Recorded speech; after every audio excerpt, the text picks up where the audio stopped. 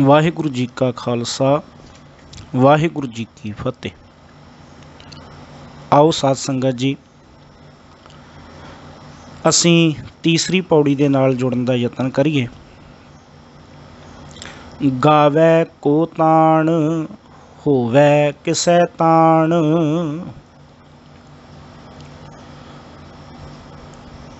गावै को दात जाणै नीशान,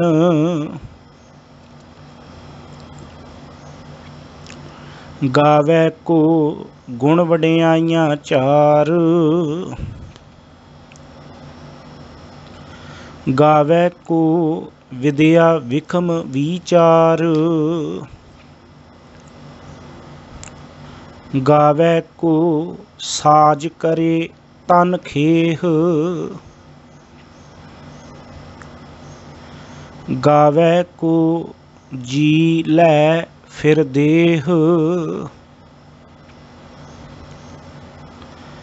गावै को जापै दिसै दूर,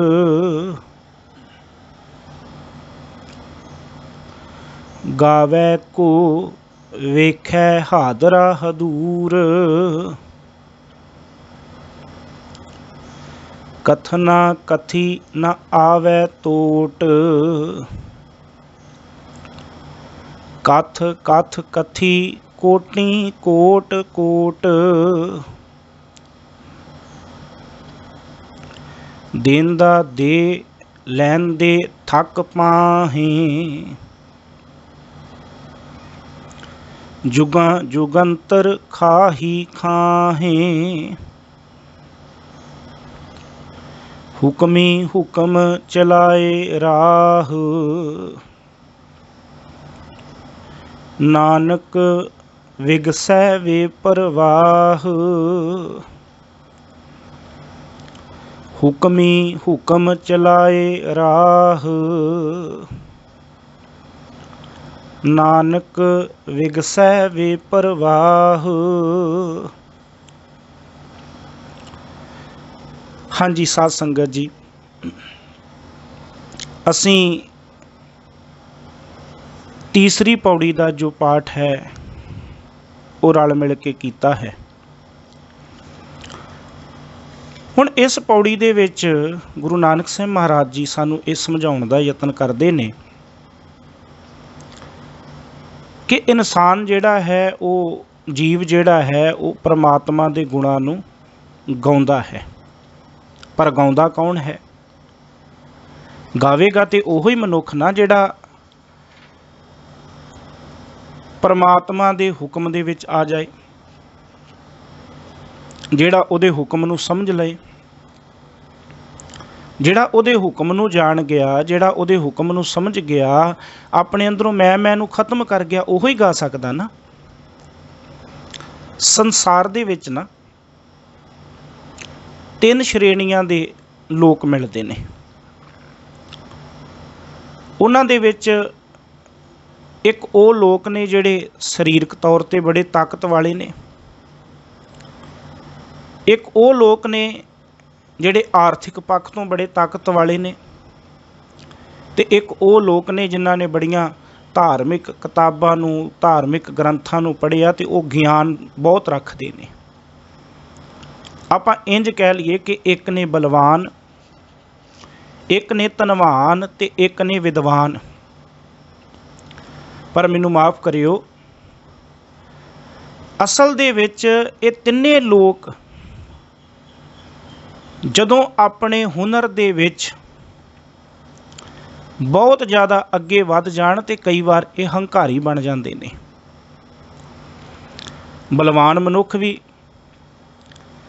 जे अपनी ताकत ते माण कर लए, इदां सीधा जिहा अर्थ लै लीए भी ਉਹਦੀ शरीर की ताकत ਉਹਦੀ मत विच बैठ जाए कि मेरे वर्गा होर ताकत वाला ही कोई नहीं, हंकारी बन गया।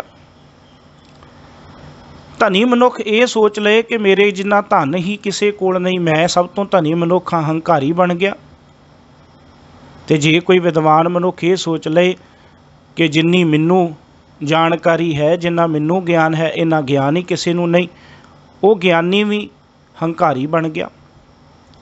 तो जे उदाहरण लैनी होवे ਰਾਵਣ ਬਲਵਾਨ ਵੀ ਸੀ ਤੇ ਰਾਵਣ ਧਨਵਾਨ ਵੀ ਸੀ ਤੇ ਰਾਵਣ ਵਿਦਵਾਨ ਵੀ ਸੀ। ਕੀ ਹੋ ਗਿਆ ਰਾਵਣ ਦਾ? ਮੂਰਖ ਰਾਵਣ ਕਿਆ ਲੈ ਗਿਆ?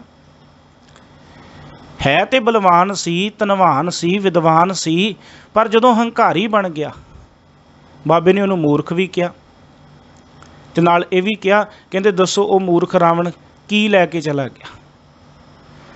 ਪਰ ਜੇ ਕੋਈ ਮਨੁੱਖ, ਗੁਰੂ ਨਾਨਕ ਸਾਹਿਬ ਜੀ ਨੇ ਦੂਸਰੀ ਪੌੜੀ ਵਿੱਚ ਇਹ ਗੱਲ ਕਹੀ ਕਿ ਜੇ ਕੋਈ ਉਹਦੇ ਹੁਕਮ ਨੂੰ ਸਮਝ ਲਏ, ਜੇ ਕੋਈ ਉਹਦੇ ਹੁਕਮ ਨੂੰ ਜਾਣ ਲਏ ਤੇ ਉਹ ਹਉਮੈ ਚੋਂ ਨਿਕਲ ਜਾਂਦਾ, ਹਉਮੈ ਉਹਦੇ ਤੇ ਪ੍ਰਭਾਵ ਨਹੀਂ ਪਾਉਂਦੀ।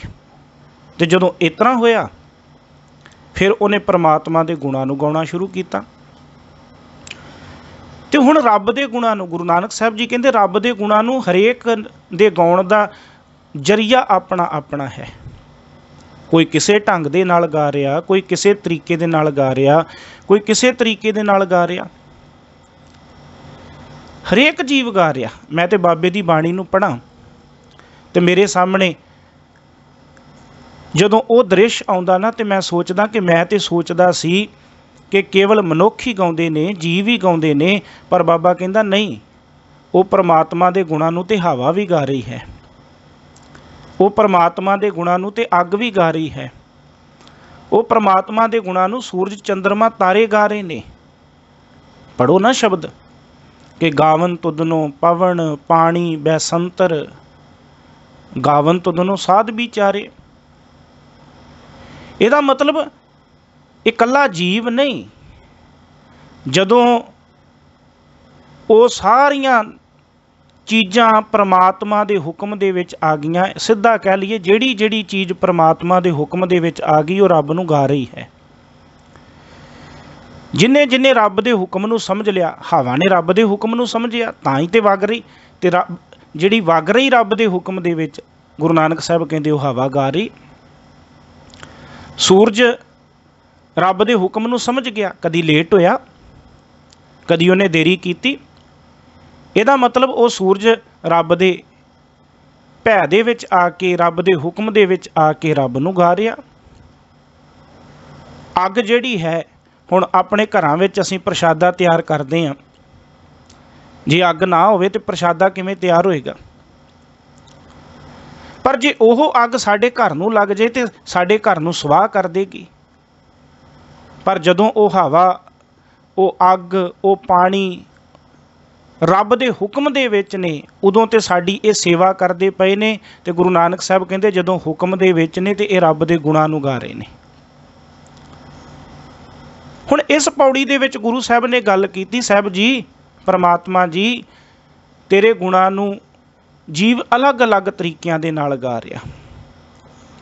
ਕੋਈ ਕਿਸੇ ਤਰੀਕੇ ਨਾਲ ਗਾ ਰਿਹਾ, ਕੋਈ ਕਿਸੇ ਤਰੀਕੇ ਦੇ ਨਾਲ ਗਾ ਰਿਹਾ। ਕਿਵੇਂ ਕਿਵੇਂ ਗਾ ਰਿਹਾ ਉਹ ਗੁਰੂ ਨਾਨਕ ਸਾਹਿਬ ਜੀ ਨੇ ਇਹਦੇ ਵਿੱਚ ਬਿਆਨ ਕੀਤਾ, ਇਸ ਪੌੜੀ ਦੇ ਵਿੱਚ। ਪਰ ਗਾ ਤਾਂ ਰਿਹਾ, ਮੈਂ ਪਹਿਲਾਂ ਵੀ ਬੇਨਤੀ ਕੀਤੀ ਸੀ ਕਿ ਇੱਕ ਪੌੜੀ ਦੂਜੀ ਪੌੜੀ ਦੀ ਵਿਆਖਿਆ ਕਰ ਰਹੀ, ਦੂਜੀ ਤੀਜੀ ਦੀ ਵਿਆਖਿਆ ਕਰ ਰਹੀ। ਹੁਣ ਗੱਲ ਤੇ ਇਹ ਆਈ ਕਿ ਹੁਕਮੈ ਅੰਦਰ ਸਭ ਕੋ, ਬਾਹਰ ਹੁਕਮ ਨਾ ਕੋਏ, ਨਾਨਕ ਹੁਕਮੈ ਜੇ ਬੁੱਝੈ ਤਾਂ ਹਉਮੈ ਕਹੈ ਨਾ ਕੋਏ। ਤੇ ਜਿਹਨੇ ਹੁਕਮ ਨੂੰ ਸਮਝ ਲਿਆ, ਸਾਹਿਬ ਕਹਿੰਦੇ ਉਹ ਗਾ ਰਿਹਾ, ਉਹ ਰੱਬ ਦੀ ਸਿਫਤ ਸਲਾਹ ਕਰ ਰਿਹਾ, ਵਡਿਆਈ ਕਰ ਰਿਹਾ। ਕਿਵੇਂ ਕਰ ਰਿਹਾ?